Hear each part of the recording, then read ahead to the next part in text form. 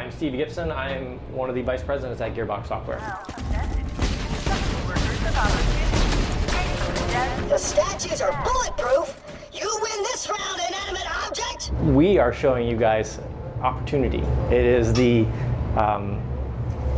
city that is the kind of the future representation of what Handsome Jack imagines, you know, the world and everything to be for, you know, all of the approved citizens for living on Pandora.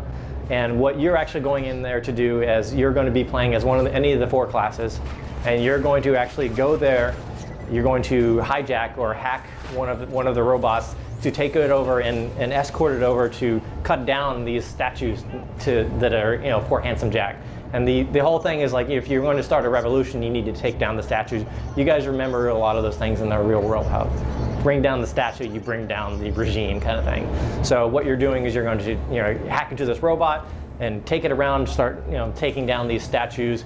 And throughout this time, you're going to be really introduced to Handsome Jack, because Handsome Jack notices and he starts really coming after you, and you'll get to see a lot of interesting new things. What you will also see is that the City of Opportunity is a vastly different visual style than anything else you've seen in Borderlands. And that's what's great about Borderlands 2, is that there's all kinds of surprises. That's how far you've fallen?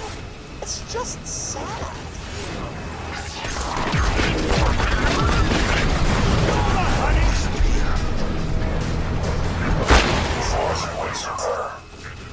When you arrive at Pandora, you find out that Handsome Jack is actually trying to do a couple of things.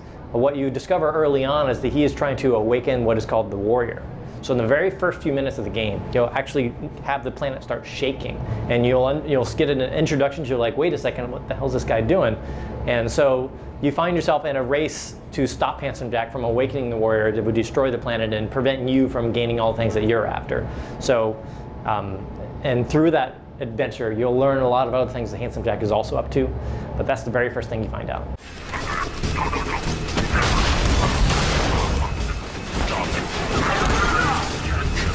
All right, you made your point. You don't like the statue, I get it.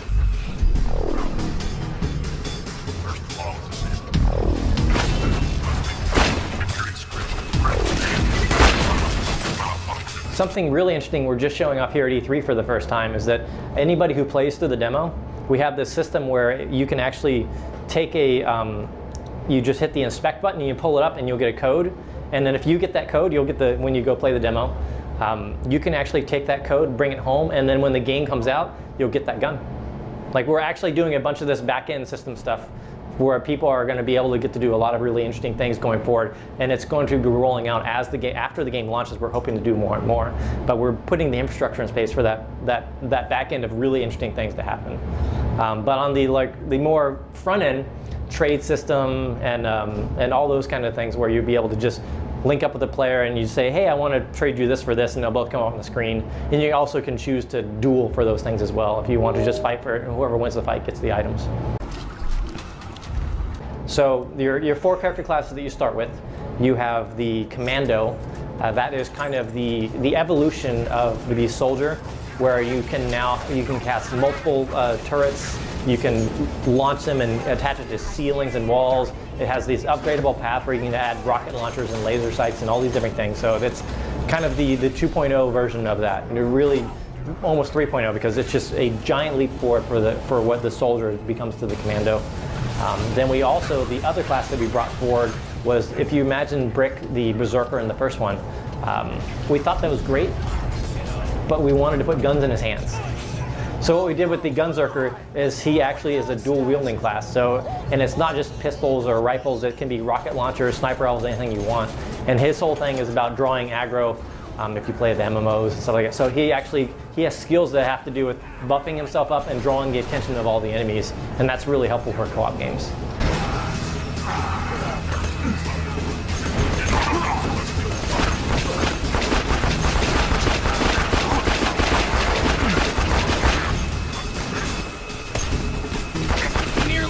Off the house! Help here!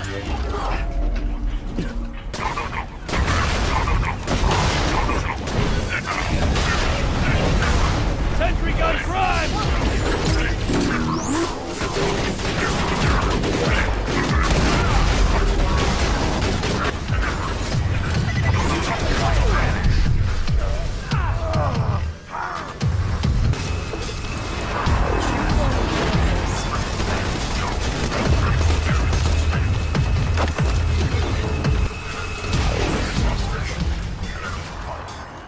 The next one is the Siren. Now the thing about Sirens is Maya here, she is actually nothing like the previous Siren. There are Sirens in the world, but it's like saying there's just mystical people in that world, you know? So her skill is called the Phase Lock, and that's about crowd control. She can grab and lift people, and it can affect areas, and it can, you know, do damage and slam them to the ground, and it's all about this kind of telekinesis kind of feeling. So it's crowd control. The last one is Zero. Zero is the Assassin. Zero is, as you would imagine an assassin would be, he does really well with sniper rifles, and he does a skill called Deception, and he also has a skill where he can find critical spots on enemies, so he actually do additional damage because you'll get the special visor mode. As you'll see, he's got this, well, he or she, we don't know, it really, this critical spots that he can find on enemies. Operation complete. Now that you're done with that bot, it's time for some fun.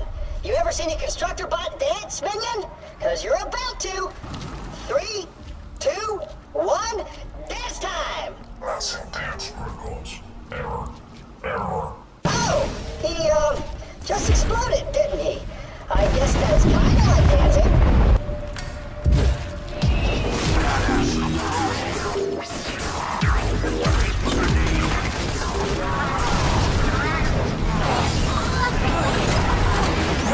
What would I do with that?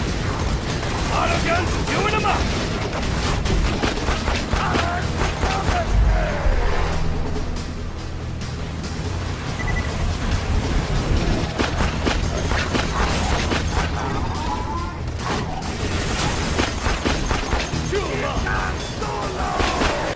Finally then, Borderlands 2, when can people get their hands on it, purchase it on what platforms? It's going to be internationally September 21st, and in the North America and in all those areas, it's going to be September 18th. It's going to be on Xbox 360, PlayStation 3, and PC simultaneously.